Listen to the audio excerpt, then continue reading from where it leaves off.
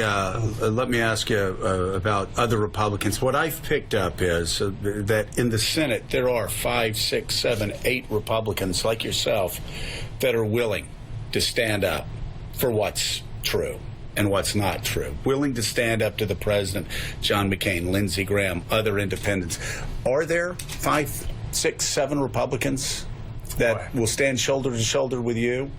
Well, I don't know how to do the counting, but there are lots of good people here.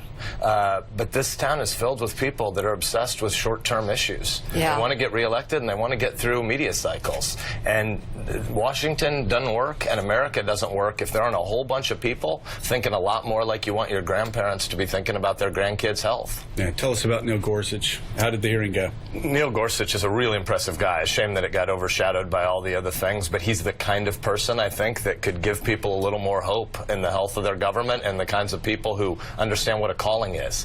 He's a guy who I think comes to the court every day on the 10th Circuit wearing a referee's jersey, not trying to wear a Broncos versus a Packers jersey, and that's what you need in a judge. So he was very impressive, and he is exactly what you need in a justice as well. Do you think the fever can break now, and after starting with Robert Bork to the present, it's been escalating, you can say, okay, let's get this one passed because there's no reason to vote against him? Boy, I hope so. It's going to depend on Democrats in this case. I'm an incredibly conservative guy by my voting record, but I'm not particularly partisan, so I don't usually start by Republicans are right and Democrats are because I think both of these parties are pretty dang unimpressive. But that one's going to hinge on Democrats because there's no reason anybody should be voting against this guy. He should be confirmed 100-0. And you got a whole bunch of people trying to figure out a way to hyperventilate to say he's probably kicked a puppy somewhere along the way in his life. And there's no there.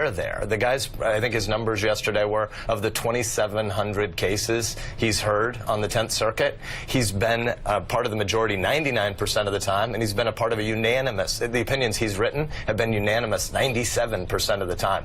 It should be 100-0 for Neil Gorsuch.